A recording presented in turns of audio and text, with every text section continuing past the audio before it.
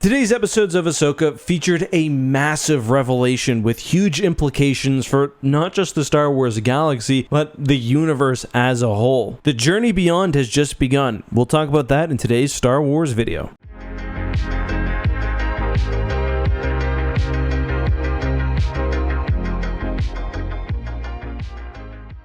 Today's video is brought to you by the wonderful folks over at Vite Ramen. Most of you probably know Vite Ramen has been one of the channel's longest supporter. So much so that we actually partnered to create probably the best ramen flavor ever, Masamon Curry, and I genuinely love this ramen. It's based off my favorite dish, and it's very different than what you'd expect from an ordinary ramen. Here's a tip. Drain more of the water than you usually would and add some peanut butter. But there are also plenty of other amazing flavors. Maybe you want to try the newly released Radiant Crab. But right now, you can follow the link down in the description or go to viteramen.com, use code EckhartSlaughter, and you'll get not only 10% off, but some awesome stickers. And you can rest assured that you're also supporting a small American business which pays its employees well and is just generally a force for good on the internet. With that being said, let's get started. Alright, so the Ahsoka 2 episode premiere just had some massive plot revelations, which I want to talk about in today's video, alongside my spoiler-filled thoughts. Now, I gave general impressions earlier this week. You can watch that video. Today, however, we're going deep into the plot. And I think some of you probably thought about me while watching the 2 episode premiere because it did something that I've been hoping for Star Wars to do, and which we haven't seen very much, especially in Star Wars canon, an exploration of the beyond. We've learned that Thrawn and Ezra have not only traveled somewhere far, far away, but are actually in some sort of distant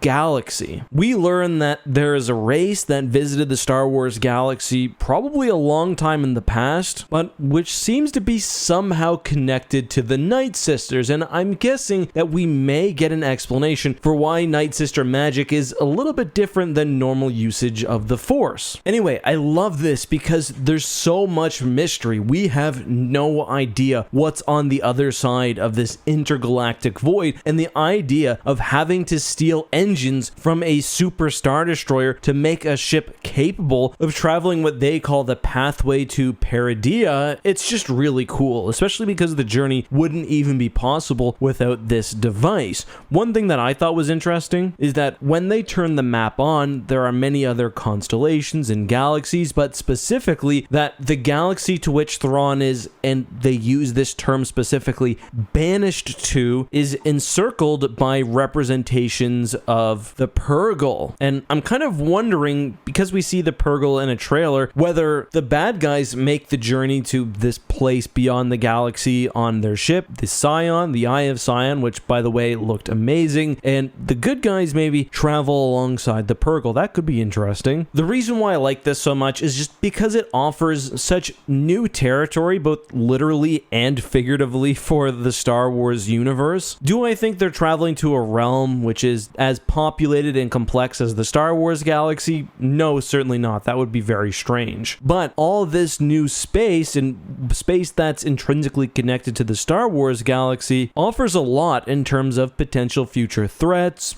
allies, mysteries, adventures. It's all really cool. We do know also from the trailer that the Eye of Sion reaches Thrawn. We've seen the back of his head on the same bridge that Morgan Elsbeth is on. I kind of wonder whether that will be the last shot of the season. But let's talk about everything else. As I mentioned, I'm not really going to go in my overall impressions. I really like these 2 episodes though. I thought they were great. I'm very excited about what comes next. Unfortunately, I'm actually going to be away for episode 3, but I should be around for all the others. I really like how the intro felt like a dark mirror on the Phantom Menace, and overall I thought it did a great job of establishing that, yeah, this show is going to be a bit more space opera-esque than what's come before. I also thought it did a great job of setting the visual style and quality, which overall I thought was excellent. There were some issues, I think, some small ones. People are complaining that Rosario's acting is a bit weak. I think that's fair, but also sort sort of the nature of her character at the moment. But I mean, you know me, I gotta talk about this. I thought all the fleet shots were great. Home 1 looked incredible. More data now for the ship length nerds to complain about. I thought that Shin and Balin especially, I love how in every scene with the two, you can see how Shin quite subtly is really under Balin's control in a way. She's always looking to her master for affirmation, to see what he's doing. I don't know how I got from Home 1 to this, but